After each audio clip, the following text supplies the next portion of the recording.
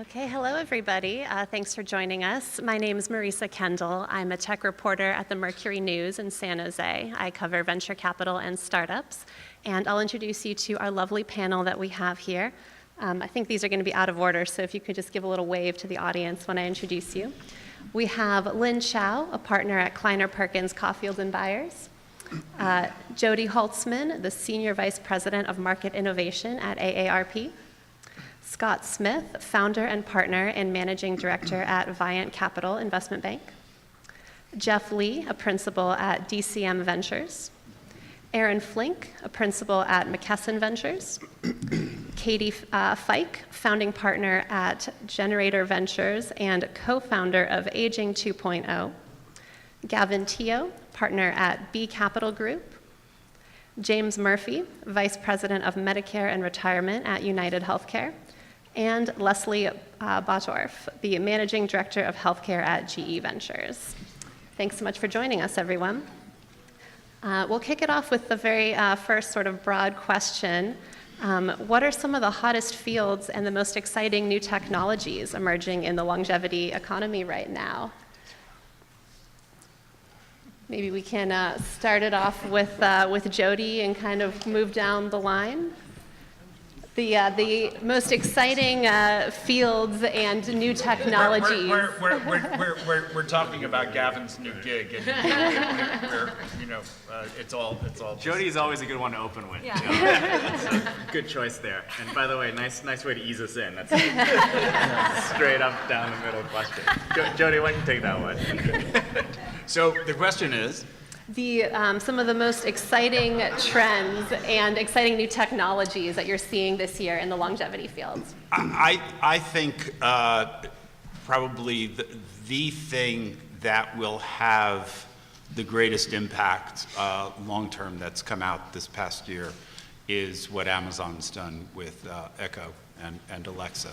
I think voice is the future of things in this space because it is the thing that will take friction out of the ability to utilize all of these technologies. And as I've said before, my starting point is Star Trek, and that kind of a future where you have the combination of the Internet of Things and everything being connected and the ability of voice recognition at a level well above what Alexa and Siri can do now.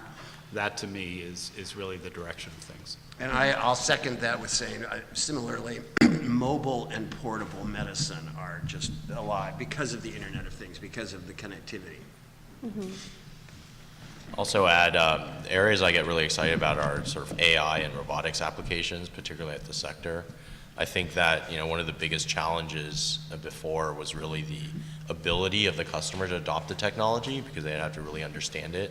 The intelligence of these things are getting to the level where they can almost interact with a person sort of almost at a peer level.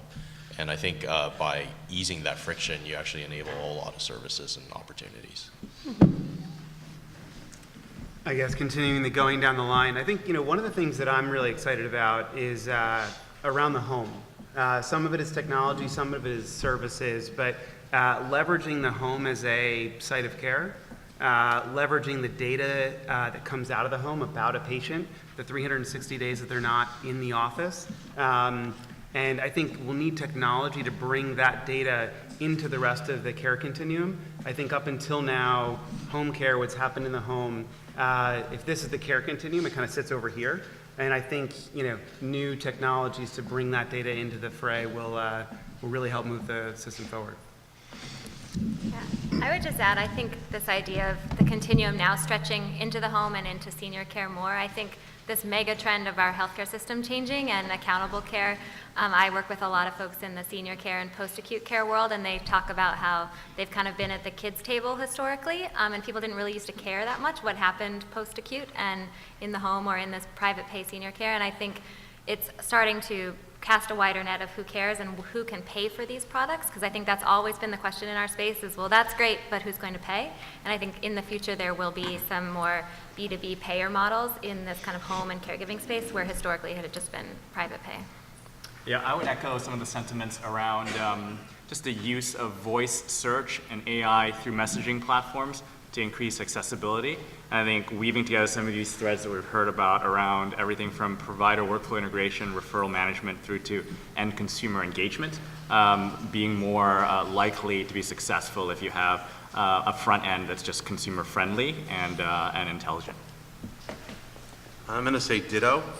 No, I think because many of the topics that I would have cited are already mentioned. I'll just provide two examples that were showcased earlier today as ones that we got excited about a year ago at this time or earlier, is the notion of new models of paid in-home care and being able to have those eyes and ears into the home and being able to have interventions performed in order to be able to mitigate a readmission to the hospital. So that's a very kind of typical use of technology to be able to, that we're very excited about. I think, the one that I'd say is counterintuitive but still extremely intriguing is the Joy for All line that Hasbro has developed. Very counterintuitive. When I first began conversations with them, I didn't think that, I'd be talking about cats so much because I was not very much of a cat lover, but it's such a counterintuitive piece, but may have so much profound impact relative to healthcare. And we've got a very agreeable panel because I agree that some of the techniques surrounding artificial intelligence are going to be a real step forward in caring for these populations. And GE is not as consumer focused. Of course, we have big franchises in sort of deep medical professional areas, but what we're investing in is companies that can use all of the information that if a patient was in the hospital at one time and had some big life event or has a chronic disease, all of the information that happens to them throughout their experience in the medical area can be then brought forward to care for them in the home, and in fact follow some of the therapies that normally would have happened in the hospital or outpatient or in the office, and allow the patient to participate in that and to use all the data that actually came out of the procedures or the care that they have in the hospital to influence their care daily and make sure they don't have to come back to the hospital. So I think that's very exciting, and also engaging the patients in patient engagement with the techniques that have been talked about here, and pulling all of this together, I guess, is an area of great interest for GE. And Lynn, I didn't mean to leave you out. Did you have anything to add? Just to be a little maybe controversial and fun here to the topic, but I honestly sometimes step back in healthcare, and I really don't think we need yet a new technology. If we simply implemented SaaS and mobile, which are very well-defined technologies in other spaces, we would be much better off in healthcare than where we are today, versus needing, and we all hear AI, robotics, and all of these new wave technologies. To me, about healthcare, what is vitally important is use cases and end-to-end use cases around, for example, large disease states where, and I think it combines the elements of what's been said in this panel, but maybe in a different way, where it's from the acute care setting, as Leslie's saying, to the at-home environment, et cetera, but you really have to think about this in an end-to-end, both technology and services. I think we have to be thinking beyond that. We can just put technology into the healthcare system and it will just work. I think there is more of a full stack solution that's necessitated. For example, one of the companies that we invested in, Livongo, which is for type 2 diabetics, is hardware, software, and services, all wrapped holistically together to give care and context. And so I really think that it's not about technologies. We should be thinking about use cases and end-to-end solutions. Maybe it's good to be controversial a little bit. Or so much for content. I think you may have won that I'm round. glad you mentioned that because I'm on the board of Hospice by the Bay, and we just announced a major partnership with UCSF. And the primary purpose of the partnership is to integrate palliative care, acute care with hospice care, and to make it one continuing line of service. Right now, it's still bifurcated or trifurcated, and you have, hospice, you have certain rules, and you get different care providers, and it really disadvantages the patient. And the Affordable Care Act mandates that you provide continuity of care, and it's really wonderful what the profession is actually starting to do to meet that. And I completely agree with you. Can I say just one other thing, and because you raised Livongo. I mean, Livongo is among several companies that are finally proving behavior change is possible and have started to build on models that actually have shown, really positive data. Omada Health, through their, pilots with YMCA, we're able to get CMS to reimburse. The CMS doesn't reimburse without the data and to show, long-term stuff. I think you're going to also start to see just other platforms that bring behavioral change to health in a way that we've never seen before, and we're just starting to see the beginning of it, and companies like Livongo are at the forefront of that. Excellent. And Lynne mentioned one example. Could the rest of you provide some examples of recent investments you've made and kind of in these exciting fields, and what made that company stand out to you as a good candidate for investment? As many specifics as you can give would be excellent. Go ahead. Livongo. Well, they Yeah. guys were, had Well, this maybe small I'll- company called Allscripts. Yeah, so maybe a couple more points, but I'll let the rest of the panel talk. So Livongo's for type 2 diabetes. It is a cellularly enabled glucometer. Why is that important that I say cellularly? Because there are other solutions out there where it's either Bluetooth or you need a connector, a dongle, or otherwise. And I think it's very important that ease of use in the system, both for our patients and, quite frankly, for the healthcare system to ingest innovation is very important. So as easy and as verticalized as you can make it, I believe that's where the advantages will be. And so it is a cellularly enabled glucometer. Your data automatically downloads, no extra steps needed for the individual, into software algorithms that push to care teams, if you would like them to, or to friends and family, as we know that the caregiving unit is very important, and also pushes to the dashboard for Livongo diabetes coordinators that will call you if your A1C is high or low. And the importance of this loop is because it is what I call care in context. Everything about healthcare is ad hoc or post after you have a symptom, after you're sick, or is driven by scheduling, quite frankly. And this is where the care is coming to you exactly when you need it. And that's why I think the behavior change is possible, because as people, I'd like to think we'd all want to think about our healthcare, but we don't. We actually want to know what we need to know when we need to know it, only with the information that we need to know at the time of care that we need it. And otherwise, we want to think about other things in our lives. So I want to manage my healthcare. I don't want to be defined by it. And so I think that's why care in context is so important, and I think can help drive self-management of chronic diseases to a level that we haven't seen before, and help care teams deliver that at the right place at the right time. So I'll stop there. The AARP Innovation Fund is a $40 million fund. It's managed by JP Morgan. There's only been one investment that's been made so far, and that was kind of a first toe in the water with One Medical. But the investment themes that it's focused on are threefold. One is aging in place, two is prevention, and three is convenience.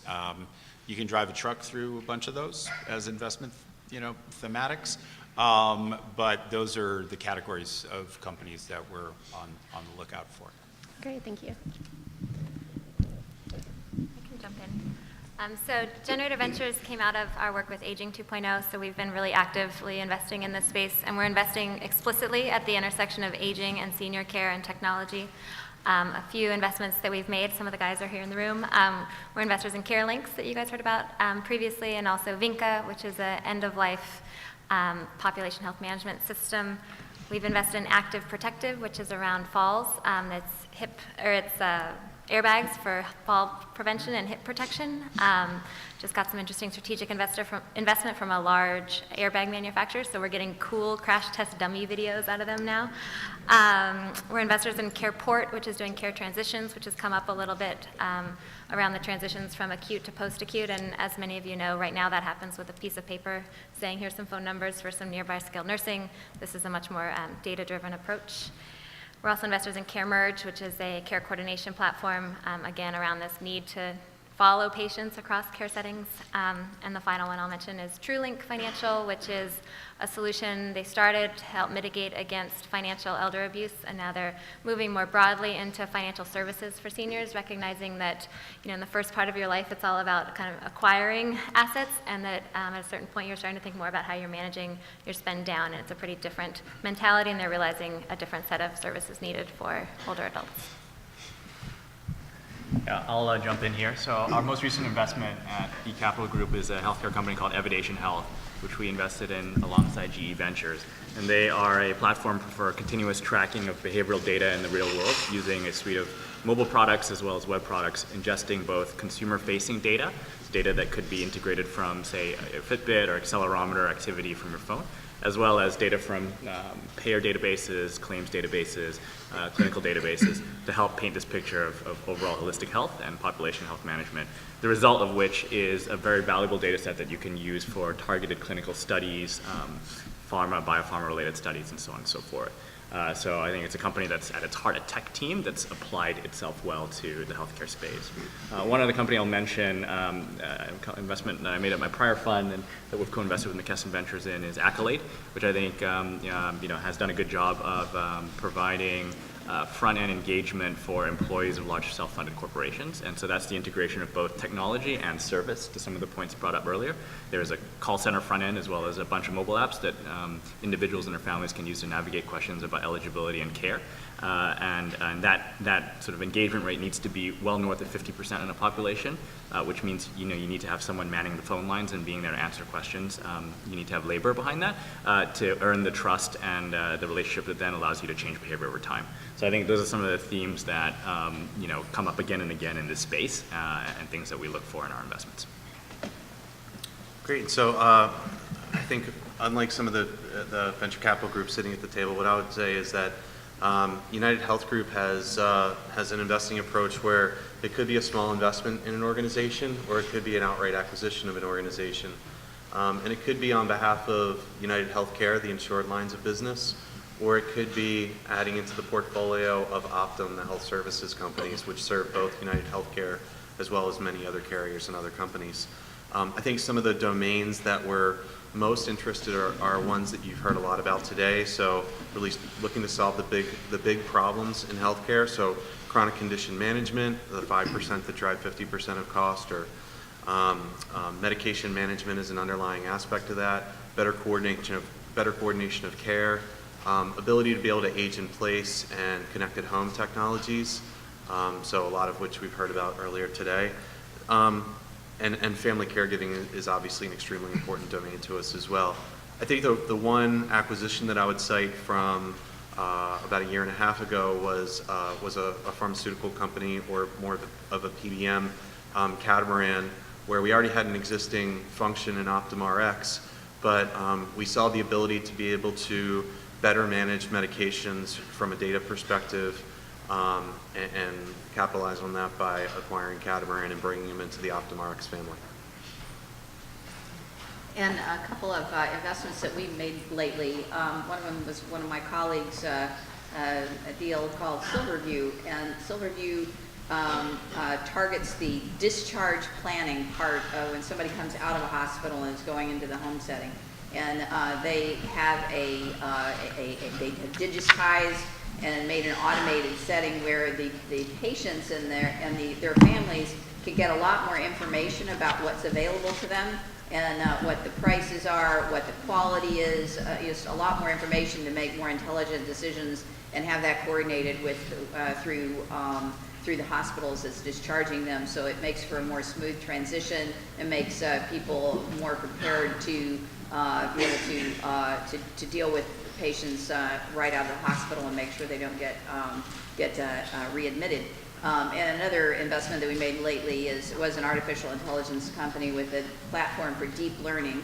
It specifically applies to imaging and imaging analytics, and this relates to the longevity markets and the home markets in the sense that they can get a lot more information from the diagnostic information like images and like monitoring than what heretofore was available, make the processes for getting that information a lot more efficient, and also marry that with information, let's say from mobile devices that someone may be wearing or be utilizing at home, and with lab results and all the many inputs that you have in a chronic patient condition, and come up with predictive analytics for what's going to happen to this patient. How should we make sure that they're following and treating themselves so that they don't again have readmissions, and that they can deal with this and administer it on their own with less resources and less need to be in and out of hospitals and doctors' offices. And so I think that's a theme. I mean, we're invested in several of the companies that have been mentioned here. Omada Health, a behavioral patient engagement, behavioral support mechanism to improve people's health, care merge, coordination of caregivers around the skilled nursing facilities and other facilities that patients might transition to, and then on into the home. So that's some of the themes that have been expressed are many of our themes as well. Evidation health that was also mentioned. Excellent. And now, what are some of the challenges that companies in this sector face when trying to raise capital in today's market? Looking, for example, at the fact that almost nobody's going public right now.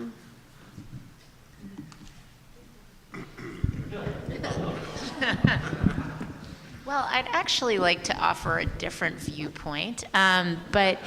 So if you look at last year, there were approximately 31 tech-related IPOs. Now, I will caveat all this and say it was an abnormally low IPO year overall. However, 20% of those IPOs had a healthcare focus to them. And so that's everything from what I call like health and wellness all the way to data analytics. So the 6 companies were MindBody, Fitbit, Evolent, Teladoc, which was one of our companies, Invalon, and Press Ganey. So I like to see that type of trajectory, and we have to understand where we are in this cycle. I think we're still very early in digital health, and so to have that type of presence last year in the IPO market. Now, obviously, the markets have been choppy. However, I think it is a good sign of things to come. And we've obviously had some very interesting M&A deals that have been done. Primarily, IBM has been on quite a spree with their Truvin acquisition, and of course, Explorus and Fitel before that. So, and it really looks to, I think, the tech companies that look at this space and are looking to acquire, and of course IBM being one of the leaders right now in that space. So I think from an exit standpoint, we have some bright lights. I agree with you on the markets today, and that's categorically over enterprise software, although there's been some great M&A activity, but also consumer as well. It's just been an overall tough IPO market. So your question about in terms of entrepreneurs and how to weather the storm here is, we're still working in my mind on building great, long-lasting, impactful digital health companies. I go to a very simple cycle of you need great entrepreneurs, they have to be invested in, they have to bring value to the healthcare system, and then by fruition of that, we will have great exits via IPO or M&A. I think money has gone in. The great entrepreneurs are coming from healthcare and from the digital world. We've had 2 years of investment with over $4 billion. I think this year is going to track exactly to around the same amount. And so where are we? It's about creating value to the healthcare system. And if I were an entrepreneur, one of the biggest things that I can always impart is think about your B2B2C model very, very early.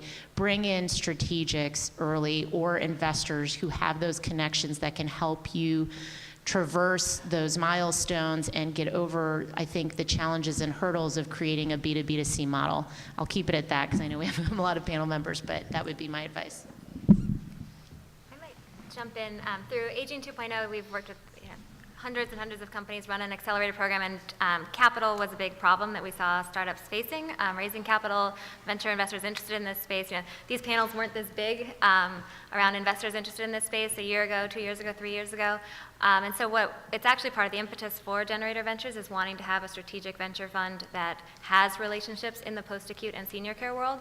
And so I think as digital health, investors were getting increasingly comfortable with digital health, but as I mentioned, people hadn't been paying attention to what was happening in senior care and post-acute, and so I think a lot of the traditional healthcare investors had relationships with payers and with the acute care world, and we're really building out those relationships with the senior care and post-acute space so that we can help be that strategic capital and help, have the relationships, the places to do your first, meaningful pilot, the place to capture the data that will help you get your next B2B2C relationship, and so that's a piece we're trying to fill with Generator Ventures, to explicitly be the strategic capital with limited partners from some of the largest organizations across the post-acute and senior care world, which historically has not had venture arms, to be kind of to help solve part of that. And I think it's also, the AARP fund, another huge channel opener potentially to reach this market, which we haven't had capital plus channel for the senior care world.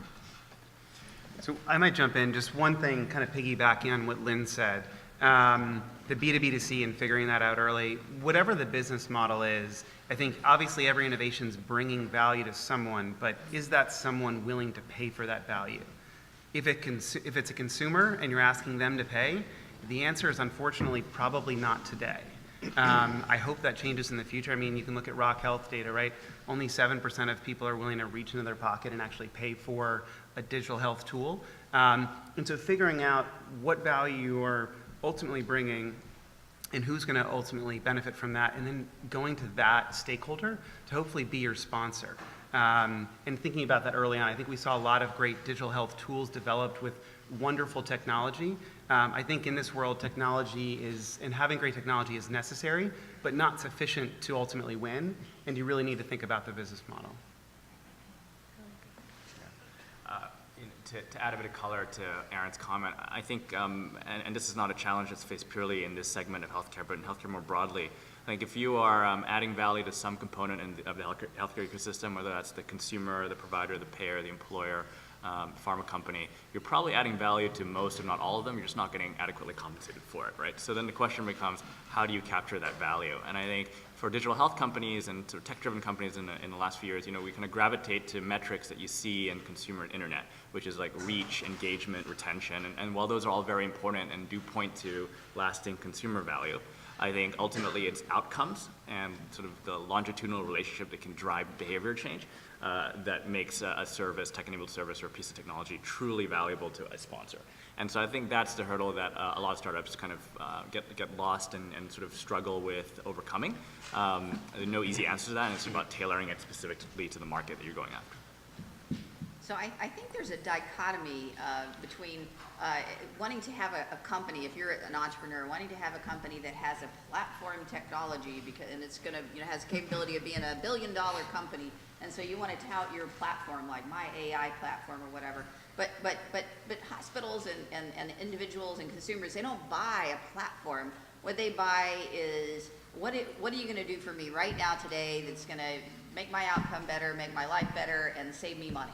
Okay, and that's got to be built brick by brick, so to speak, application by application. So I think the challenge for a lot of these entrepreneurs is how do we propose something that can be big and can scale in the grand scheme of me building my company, but yet I'm going to need to build it piece by piece, application by application, and there and that's a struggle, and in terms of exits, people in the end of the day, companies do not get sold, they get bought. Somebody wants to buy them because it's an attractive business.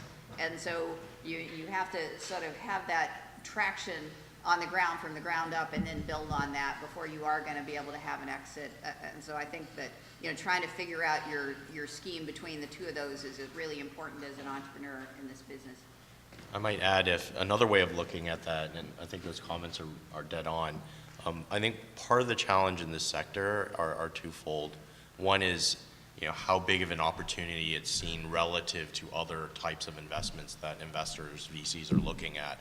And then secondly, really around sort of the growth rate that you can get in that space. When you sort of think about the overall size of the exit, the concept of a platform technology, whatever that might be, sort of, brings these dreams of, grandeur everywhere, right?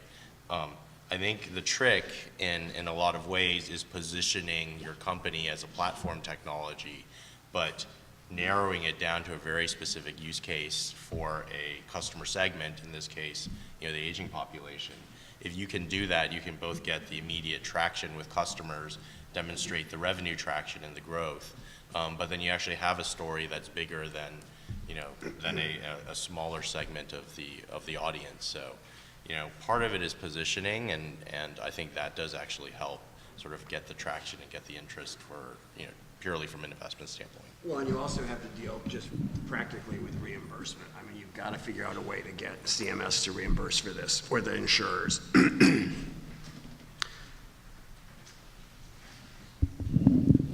So just to raise what I see as a cloud over a lot of this. Please do raise a cloud.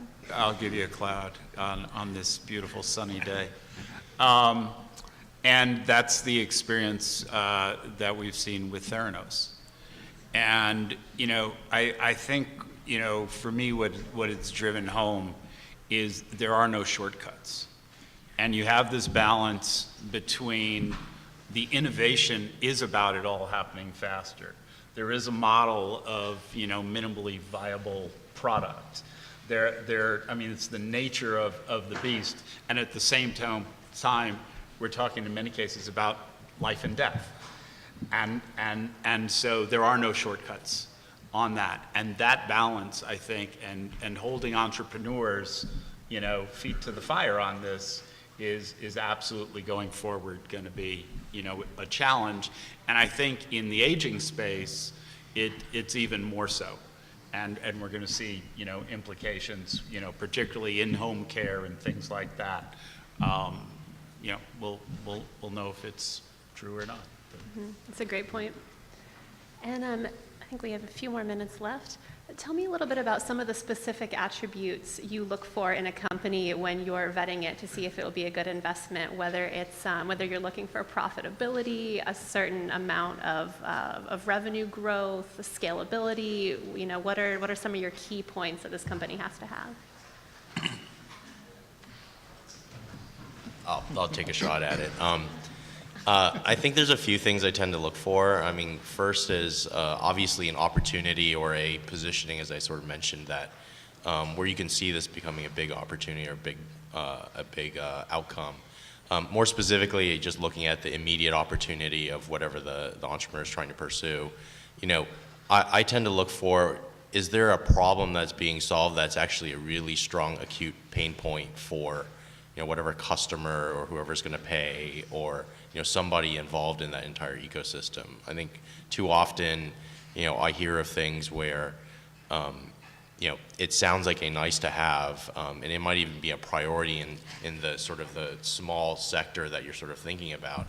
But when you think about overall, like what is that customer thinking about, ultimately, is that really a strong pain point for them? And then in the end of the day, does that solution make that dramatically better at better economics? I think if you hit those three things, then you have the core of a really interesting company.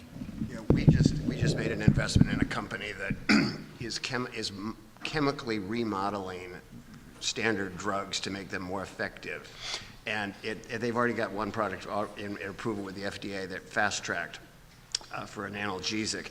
But I realized after making the investment that the reason I invested in the company was because of management, not because of the product. Because these guys, with the two scientists, just know exactly what they're doing. They had the proof there, and they're confident. Everything was right about them. Now they do need a senior CEO type because they're not really qualified for that. But I really walked away and I realized I didn't do this for the product. I did it for the guys.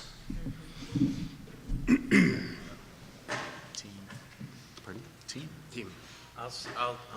I'll go ahead and state the obvious, since I'm apparently really good at it. It's like a reiteration of a conversation we had at lunch, which is, and it relates to the storytelling earlier today, which is you need to have an extremely crisp, well-articulated value proposition that you can tell a really good story around, or you're sunk from the beginning. I was relating that I've heard on a number of occasions what I kind of thought was a good idea, and even asking a whole bunch of clarifying questions because it wasn't well articulated to begin with. I still didn't have a good concept of what the value proposition was and what problem they were trying to solve for. But when they were helped by somebody else to be able to articulate that value proposition 6 months or a year later, all of a sudden it became crystal clear that there was value there all along. So, I just want to reiterate something that Jeff said. He referred to it as nice to have or, need to have. I think of it as discretionary and non-discretionary, basically the same point. But, even within that group of people for whom the pain point is so significant, that it's non-discretionary, even that has to be sized. And, and certainly within, the aging community, we heard from Ken earlier and other speakers, not everybody's the same, so you have people, well, we saw Whistler's mother and Sophia Loren juxtaposed at the same age earlier.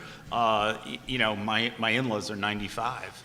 My mother-in-law is coming back from a second pelvic fracture. Why? She's done Pilates and yoga her entire life.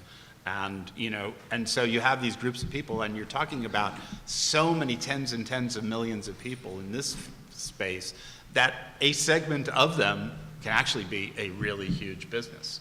But understanding that segmentation, I think, is really key.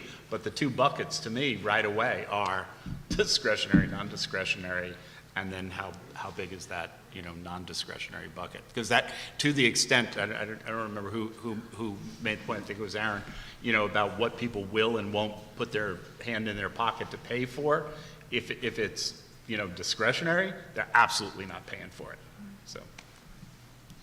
I would say just in general, I think in this space there's a lot of it's easy to agree that a lot of the problems need to be solved, and I feel like sometimes the entrepreneurs we meet with will spend a really long time on kind of the problem, and I think that's kind of the known part. So the part I want to hear is, your solution, your value proposition, how you're different and differentiated. Some of these solutions are almost too obvious and too, I'm going to get the family members all talking to each other, but how are you going to sustain that advantage? And then it's really important to see that they understand a go-to-market strategy, because things don't go viral in this space. You don't just put it on the App Store and solve this big problem that you've described on the first 12 slides. I really think it's important to show that you understand the go-to-market and the value proposition and who your customer is and how you're going to reach them.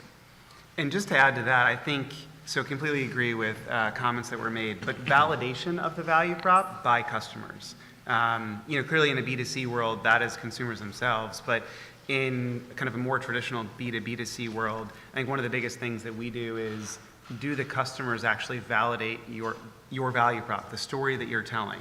And is it the same story that you're telling that they're telling, and does their experience bear that out? That to us is one of the biggest kind of measuring sticks for, what kind of gets us over the hump on, making an investment or not. Mm-hmm. I would also say old lessons learned here. Team, and team is incredibly important. I mean, we want to see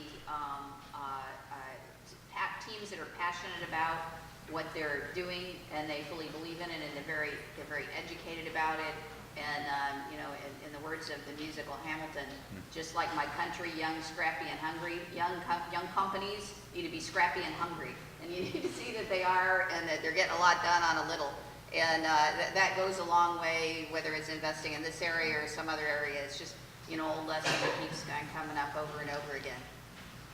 Excellent point. Well, on the note of Hamilton, I was going to open it up for questions if anyone in the audience would like to ask our panel anything. Or to sing. Or sing, yeah. Or sing, whichever you prefer. I saw the last presenters had a good song to end with, and I unfortunately do not, so if anyone wants to fill that in.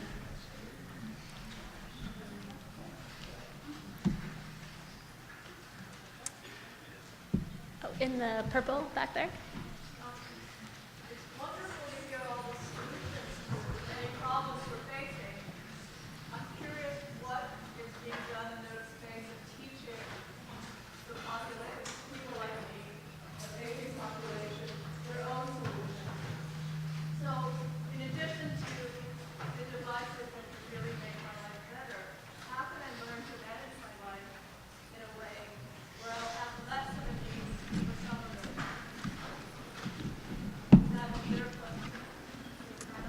think so. Panel?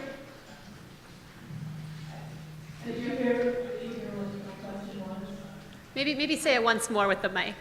Okay, just want to reiterate, I'm hearing many wonderful solutions to problems that we're all facing, but I'm curious about, that old adage, teach a man to fish. What's being done in that space to empower the population themselves, the diversity of the population, how to use it, beyond how to use the devices, how to prevent some of the need for these devices and for all the care. I think You this have is children. When you look at what the diseases are that people are dealing with today, they're overwhelmingly driven, not by infection, but it's now, behaviorally, driven. And, the players like the company that Kleiner Perkins, that Lynne's invested in, Livongo, Omada Health, Zipongo. I mean, these are all companies that are working at the level of the individual to help people change behavior, take ownership of that. And the goal is not only the individual ends up, healthy and in a better point in life, but that the health system as a whole saves money because fundamentally you're keeping people out of the hospital. So as far as I can see, those are, really the only places where that direct kind of helping you, the individual, do something or learn something and then act on it is happening that I'm aware of. Well, and there's good evidence that Medicare is stepping in to help with the amount of information that patients now have available, but also their inability to really seriously digest it. Medicare is starting to move on this, and for example, just this year, their doctors are now reimbursed for having end-of-life discussions with patients, and this is a huge development. Doctors didn't have any incentive to talk about end-of-life planning until this year, and that was just a huge gap in healthcare. And so now doctors are putting that into their repertoire, and I'm thrilled for it. I would just add kind of as a theme that's related to that, I think especially within senior care, a need for solutions that are both high-tech and high-touch. So it's not enough to just do the devices. We really need to see good services wrapped around them and also good customer service wrapped around it, which I know was a topic covered this morning. And I think it's really important, particularly with this segment, to get those things right and to recognize it's not just the tech. The tech is just a tool to help deliver this service in a better, more cost-effective way. But when it comes to devices, I was an investor in the company that designed the Jawbone, and so the Jawbone, the Bluetooth device. And when I went to, I always got an early version of the product, and I went to see the lead designer when he sent me a new device, and the cord was only this long. And I said, well, this cord is too short. I can't see down there. And he said, you're not our core demographic. So you're going to have a device problem for a long time.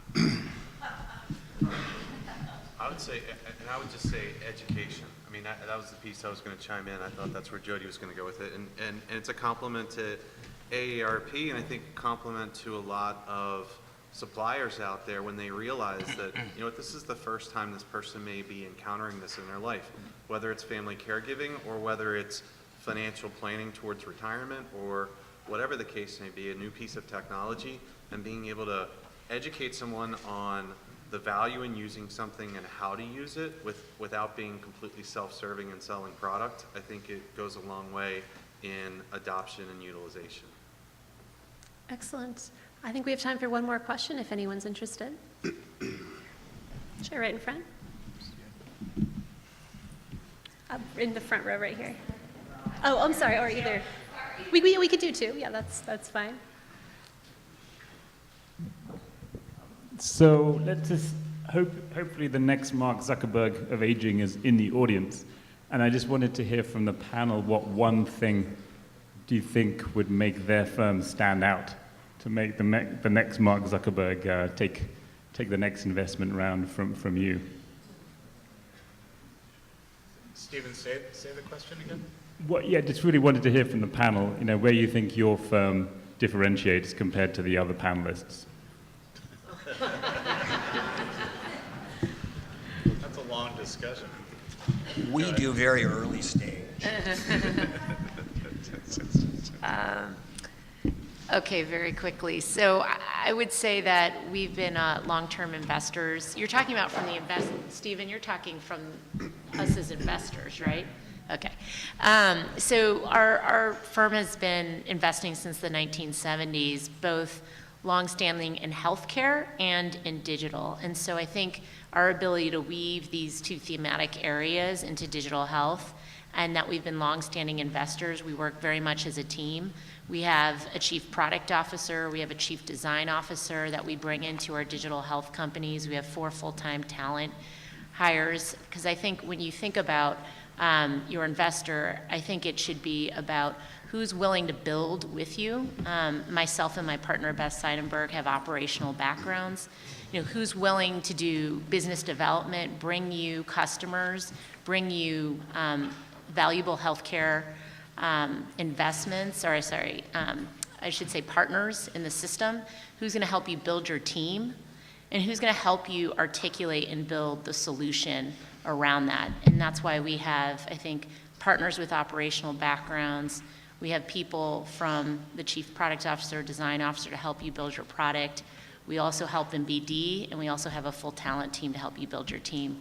We really think of it as partnership with the entrepreneur and building a great big business with them. And I would say that's what you should look for. Yeah. And it's not just, somebody writing a check. As for AARP, we're not there yet. Our team, I've always joked is, does everything that a good value-adding VC does, except we don't invest. And then we had to build a fund to do that. Now it's figuring out how all that comes together into one mosaic. And we still have some work to do. Excellent. Well, on that note, I think that's all the time we have. Thank you so much. Round of applause for our wonderful panelists.